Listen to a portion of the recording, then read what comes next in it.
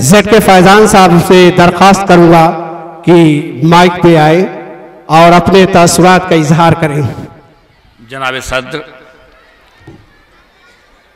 जनाब डॉक्टर शबाबुद्दीन साहब, एजाज साहब, इरफान साहब, हमारे दोस्त डॉक्टर शौकत अली साहब और हमारे अलीगढ़ से आए हुए साथी और दोस्त अहमद सईद बाबा साहब, ख़वातीन व हज़रात,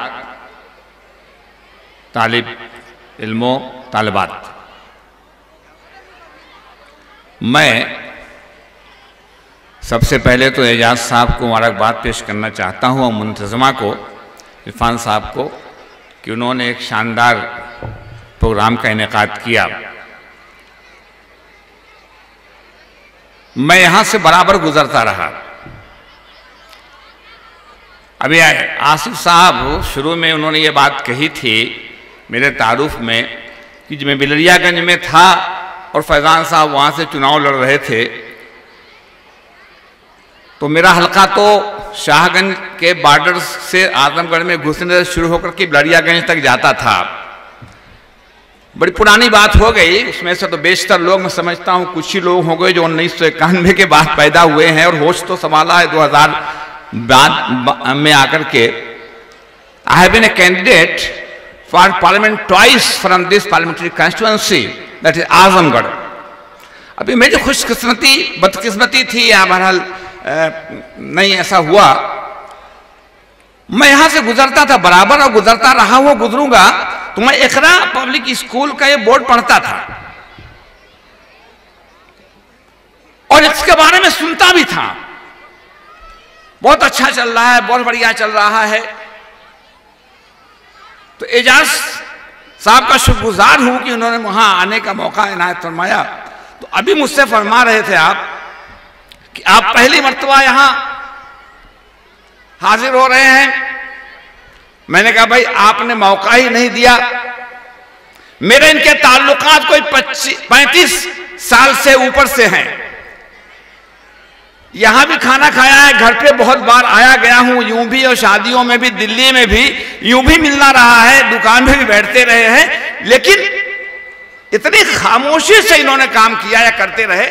आप जानते होंगे यहाँ के एजाज साहब इकरा, एजाज साहब इकरा, लेकिन गालिबा अगर थोड़ी दूर पर मुझे नहीं पता और मैं इनके बीच में बैठता रहा हूं तो खामोशी अगर इसको नहीं कहते तो कहते किसको हैं? इन्होंने कहा कि हमने सियासतदानों को दूर रखा। मैंने इनसे कहा और मैंने इसीलिए रामनरेश तक को जिनसे मेरे ताल्लुकात इतने अच्छे थे उनको भी यहां मदऊ नहीं किया। मैंने कहा बात तो खत्म हो गई, the chapter has been close now, but I disagree with you. जब वो गवर्नर हो गए थे तो आपको उनको यहां बुलाने का पूरा जवाब था। सियासत से किनारा कशी अच्छी बात नहीं है,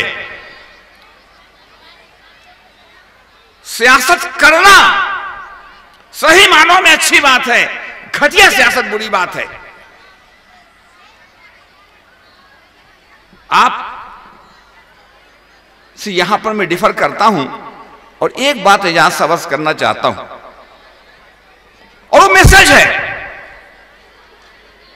आप कुछ भी करें कहने वाले कहेंगे। मैं करप्शन की बात नहीं करता, ईमानदारी की बात करता हूं, करप्शन ना की बात नहीं करता। ये तमाम चीजें इसलिए करता हूं कि ये करना चाहिए। लोग क्या कहते हैं इसकी परवाह नहीं करना चाहिए। लोग तो करप्शन करने वालों के इर्द गिर्द घूमते हैं, लोग तो झूठी गवाही देने के लिए तैयार रहते हैं, लोग तो बेईमानों का साथ देते हैं। समाज और सोसाइटी की सबसे खराब बात यही है कि हम ये कहते हैं कि हम सब कुछ करें, पूरा हिंदुस्तान ईमानदार हो जाए, मां सिवा मेरे। एक अलग टॉपिक है, इस पे कभी बात होगी और कभी गुफ्तगू होगी। मैं कभी अदारों में जाता हूं तो मैं कहता हूं, मैं अपनी बात को दोहराना चाहता हूं, एनुअल फंक्शन ठीक, बहुत सारे प्रोग्राम ठीक, लेकिन साल में अदारों को इस तरह के प्रोग्राम करना चाहिए जो समाज के की बुराइयां हैं, समाज क्या महसूस करता है, क्या होना चाहिए, क्या जिम्मेदारियां हैं, इन तमाम बातों पर अलग से कोई टॉपिक दे करके मौजू मुंतखब करके एक प्रोग्राम करना चाहिए ताकि लोगों तक बात पहुंच सके, पैगाम पहुंच सके।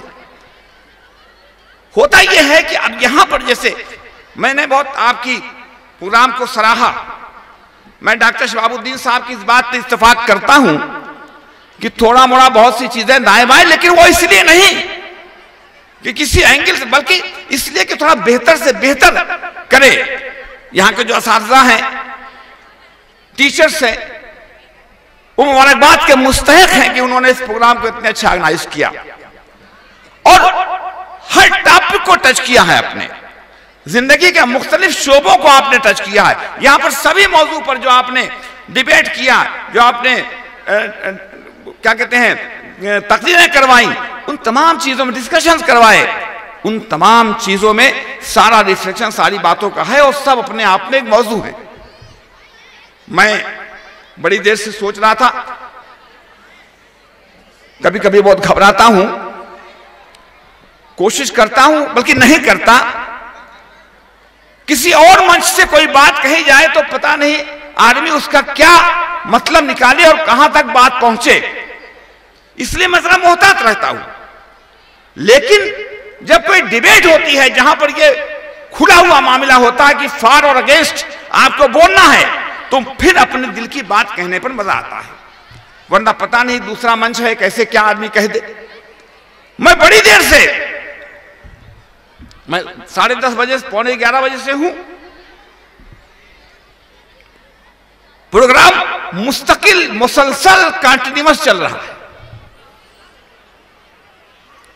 अब मैं डर ही रहा था, मैंने शहाबुद्दीन से धीरे से कहा कि भाई प्रोग्राम मुस्तकिल चल रहा है, कंटिन्यूअस, कोई वक्फा नहीं हुआ। आवाजें माइक से आवाजें आई, यहां तो थोड़ा सा घिरा हुआ माहौल था, घड़ी ने भी बताया, लेकिन कोई वक्फा बीच में नहीं हुआ, कंटिन्यूअस प्रोग्राम है। एजाज साहब की शामत तो नहीं आने वाली है, कहीं कोई फतवा तो नहीं इशू होने वाला है। मुझे अफसोस होता है कि हम इन बातों को इशू बनाते हैं। मैं जामा मस्जिद पे प्रोग्राम हो रहा था, वहां जो पार्क है, पता नहीं एजाज साहब दिल्ली में आप उस वक्त थे और होंगे तो रहे होंगे, ज़ुहर का वक्त होता है, मौलाना अरशद मदनी तकरीर कर रहे होते हैं।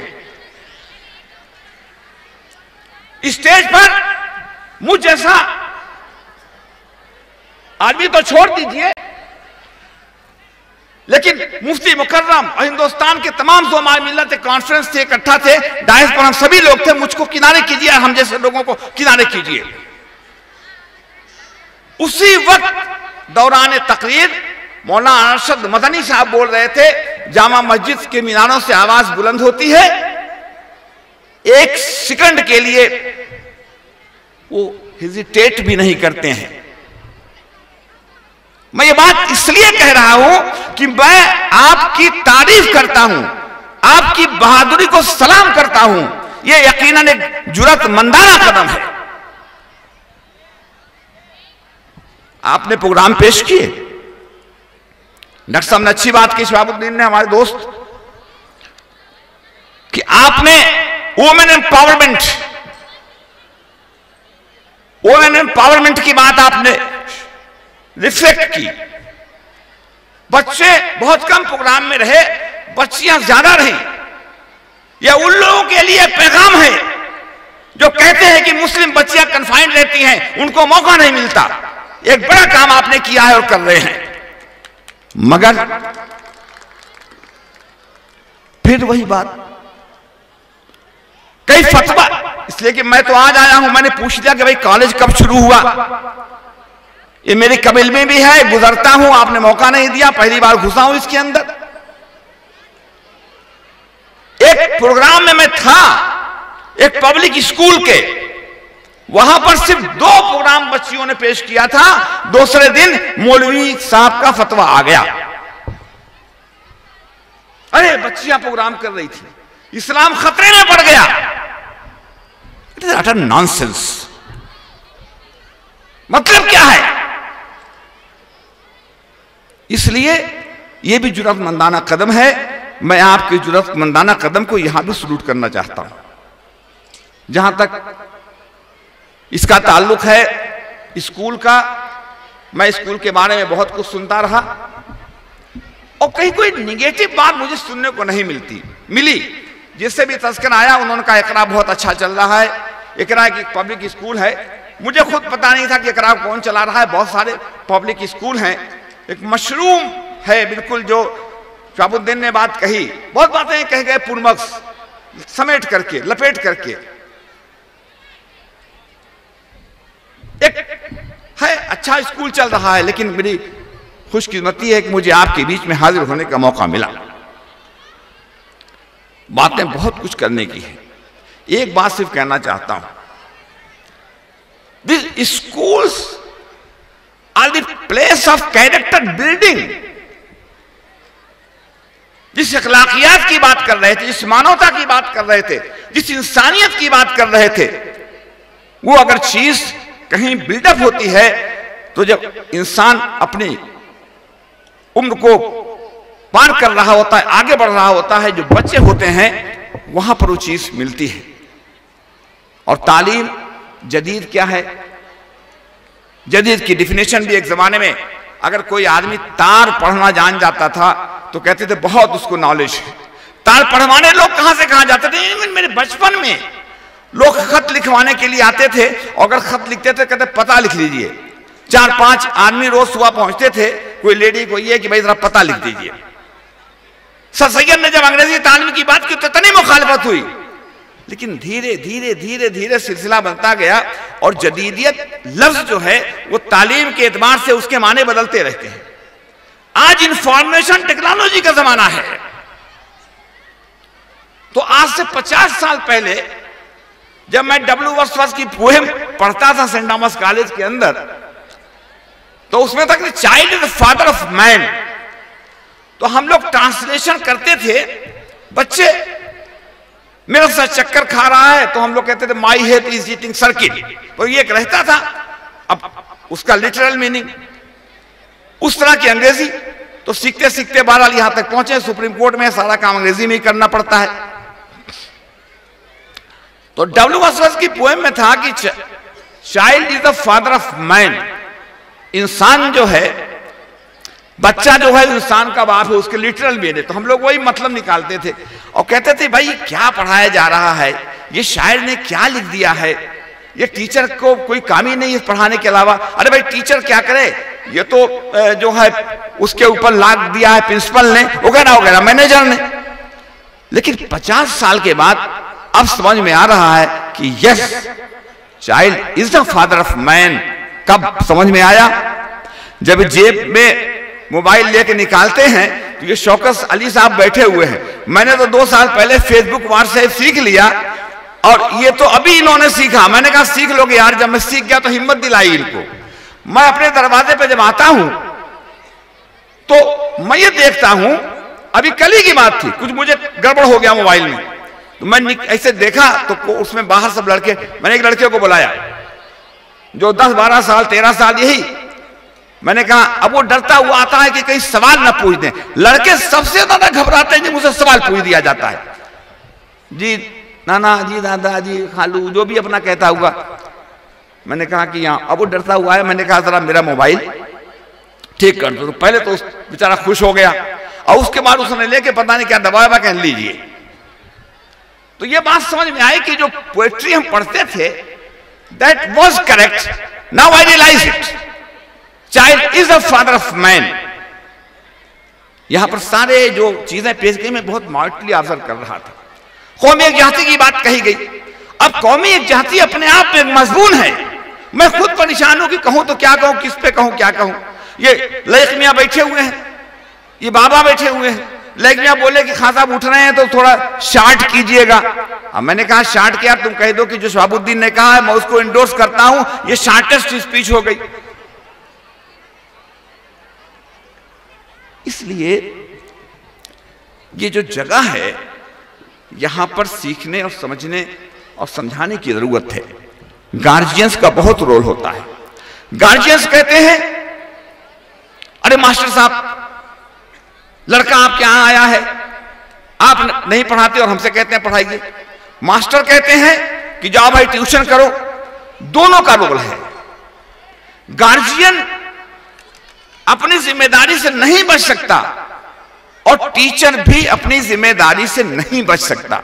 टीचर्स बहुत सारे क्या करते हैं मुझे मालूम है, और गार्जियंस क्या करते हैं वो भी मुझे मालूम है। मैं परसों एक पब्लिक स्कूल में बैठा हुआ था, गार्जियंस को बुलाया था उन्होंने, गार्जियन आ गए तो मैं बैठा हुआ था, वो मैनेजर ने उनको बुला लिया। And he was dealing with the guardian. लड़का भी साथ में था, उसके सामने उसको डिफेंड कर रहे थे। कहीं प्रिंसिपल ने उनको एक आध हाथ मार दिया था। मैं खामोशी से सुनता रहा और जैसे ही वो निकल करके जैसे ही वो निकल करके वहां से गए, लड़का गया, मैंने गार्जियन से कहा कि सबसे बुरा काम यह है जो आप इस वक्त कर रहे थे। I am sorry to interrupt. बच्चे की मौजूदगी में टीचर और प्रिंसिपल से सवाल करना और बच्चे को डिफेंड करना, आप बच्चे के कैरियर को तबाह कर रहे हैं। इसी तरीके से लड़का बहुत तेज है, बहुत तेज है, दर्जा 4 में पहुंचा तो बजाय 5 पास कराने के उसको 6 में भेज देंगे। जंप करवा के एक सर्टिफिकेट बनाया और कहा कि बहुत तेज है। मेरे पास एक साहब आए, साहब का पढ़ता रहता है, कहने लगे साहब वो मेरा बच्चा बहुत तेज, साहब ने उसको 6 में कर दिया। मैंने कहा आपने अपने बच्चे के साथ दुश्मनी की। आज आपका जो बच्चा है वो जो अगली सब में बैठता था अब वो पिछली सब में बैठेगा। अब और अपने यहां की जबान में, जो अपने यहां की भाषा है, जबान है, उसमें मैंने कहा कि गदैया गोल में शामिल हो जाएगा। इसलिए इस तरह की जो चीजें हैं वो गार्जियंस के ध्यान देने की है, गार्जियंस को समझने की है। बहुत सारी बातें यहां पर कही गई, वो अपने आप में एक मौजू है। मैंने शुरू में भी कहा, मैं रिपीट करता हूं अपनी बात को एजाज साहब के सामने और इसके ताल्लुक से तमाम पब्लिक स्कूल में, दूसरे स्कूलों में, कि आपको इन तमाम प्रोग्रामों के अलावा एक्सक्लूसिव टॉपिक पर, जिस तरह से कौमी एकजहती की बात आई, दूसरे जो टॉपिक्स हैं, इंसानियत की बात आई, ये सब अपने आप में एक मौजू है, ताकि उस मौजू पर खुल करके गुफ्तगू हो सके। एक बार आई, कुछ सियासी बातें भी आई, मैं उसके तय में नहीं जाना चाहता। कॉलेज में एक चीज मैं जरूर कहना चाहता हूं कि हिस्ट्री को एक सही पर्सपेक्टिव में पढ़ाया जाना चाहिए। पहले भी जरूरी था, आज भी जरूरी है और बहुत ज्यादा जरूरी हो गया है, इसलिए कि हमारे मुल्क में हिस्ट्री को बदलने की पूरी कोशिश की जा रही है।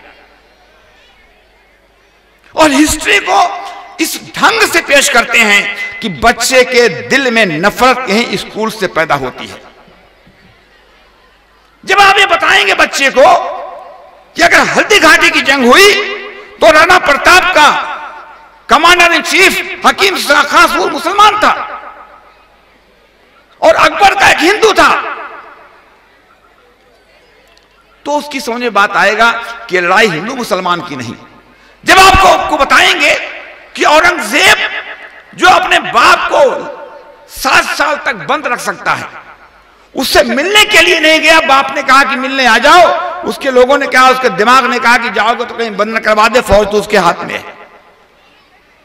जो अपने भाई को, जो जब हार गया दारा शिकोह तो भाग करके जा रहा था, उसको गुजरात से पकड़वा करके मंगवा करके और उसको कत्ल करवा करके फतवा लिया कत्ल करवाने का। मैं उसमें जानना नहीं चाहता, फतवे तो भाई अजीब अजीब आते रहते हैं। झींगा नहीं खाना, मैंने कहा मैं तो पैदाइशी तौर पर खा रहा हूं और आइंदा खाऊंगा, मुझे चाहे जिस कैटेगरी में रखना चाहो। बैंक में सर्विस करना हराम, बैंक में सर्विस करने वालों के यहां रिश्ता करना हराम, फोटोग्राफी फोटोग्राफी पे अगर बात कीजिए तो फोटोग्राफी पे बड़े जोर से हराम कहा जाएगा, लेकिन मैं पूछना चाहता हूं कि इमाम काबा से लेकर के मेरे गांव, जो छोटा मोटा एक गांव डरवाड़ा, उसके गांव की मस्जिद के इमाम में वहां से वहां तक देख लीजिए तो सबके जेब में तस्वीरों के साथ नोट मिलेगा। जामिया मिल्लिया इस्लामिया है, जामिया मिल्लिया इस्लामिया में गालिब का इतना स्टैचू क्यों खड़ा हुआ है? हमजा यूनिवर्सिटी के अंदर हकीम अब्दुल मजीद का ब्रॉन्ज का बना हुआ मुजस्समा क्यों है?